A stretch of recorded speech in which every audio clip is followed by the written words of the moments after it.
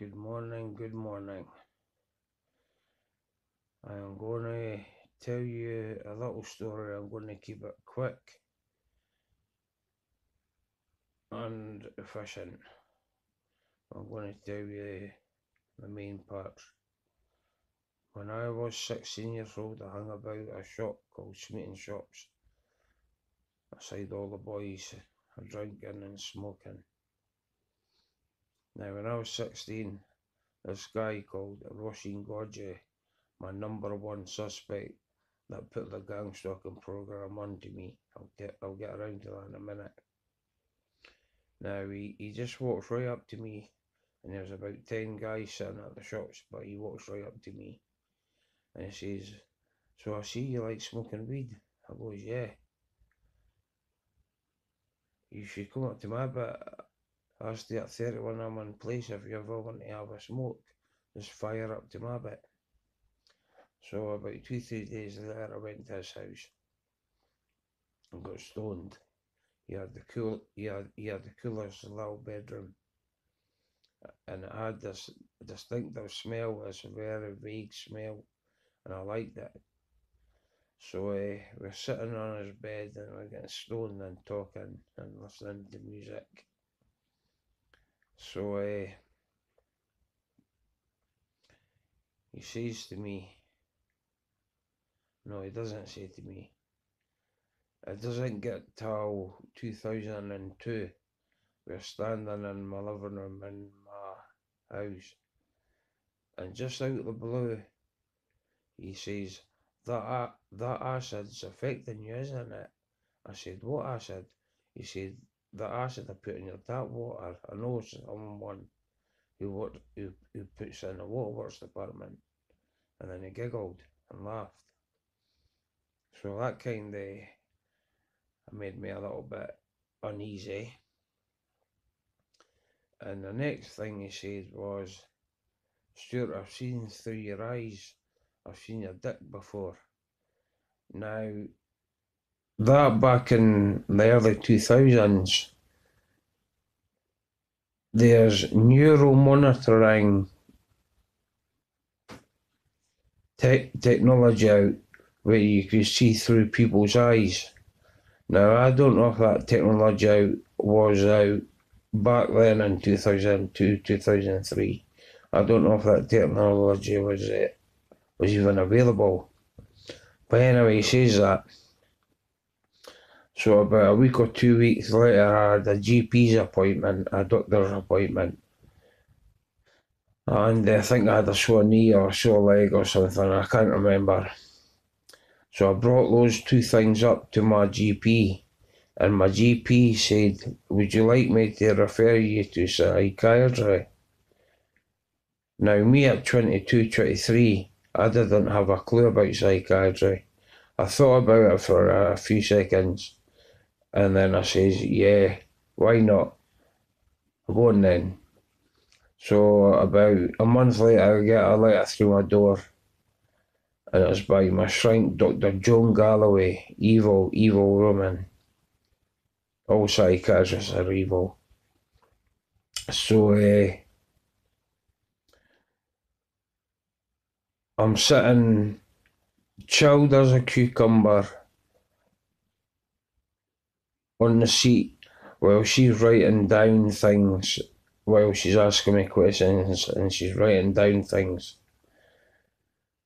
Are you eating well? Are you sleeping well? Are you socialising, etc., etc.? And I reply positive all back to her. And then she turns around and she hands me a script for top dose of olanzapine antipsychotic medication. Now, that should never have been done.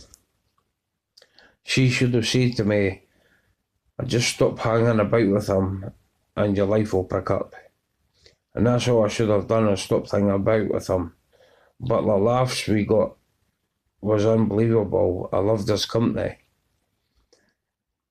But he started reading my mind as like it would go quiet, and then he would come out and say exactly what I was thinking. But in but in a way, he puts a story to it, and he giggled. He did that all the time, did that numerous times, and I got to the point where I had to mix up my thoughts because it started affecting me. So, so back in 2006, 2007, we were standing at his mum and dad's front gate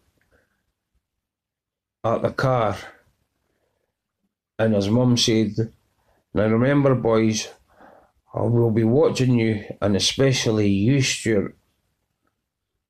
Now, why would the mum say that? Now, I'm certain that all the gorges are Masons and Eastern Stars now, since I look back on all this.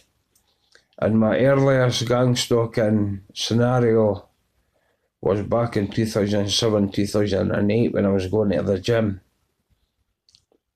I remember I came out the gym toilet and I walked to another toilet in America as a shopping centre, and I took a pee, and then this guy followed me from the toilet to Woolworth. It's a shop that's shut down now. It sells everything. And he was looking across over the shelves at me, and that made me uneasy, so I got out of there quickly. And another one was that I could relate to gang stalking was I got stopped by 3 cars in one day getting asked for directions. Now, that I thought was weird. Maybe getting stopped by 1 car a day, getting stopped for asking for directions, but not 3 cars in one day. So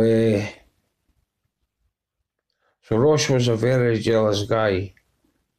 Roisin, I call him Ross. Everybody calls him Ross. I haven't seen him for 5 years. I stopped hanging about with him, but I was too late. I should have stopped hanging about with him back in 2002 when he said those disgusting, mean things. He's a sick pig, and he's a womanizer, and he treats women like shit too. He doesn't even deserve to live. So anyway,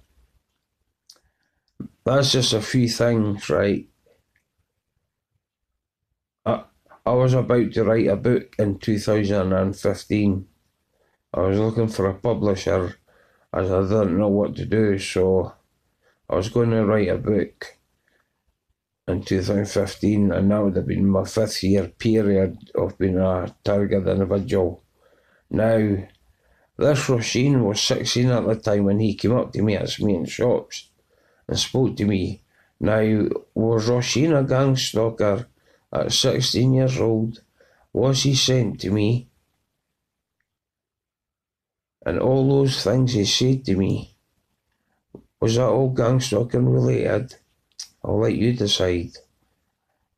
Take care for just now, and if you have any comments, please leave a comment, as I'm willing to talk about this. Bye-bye.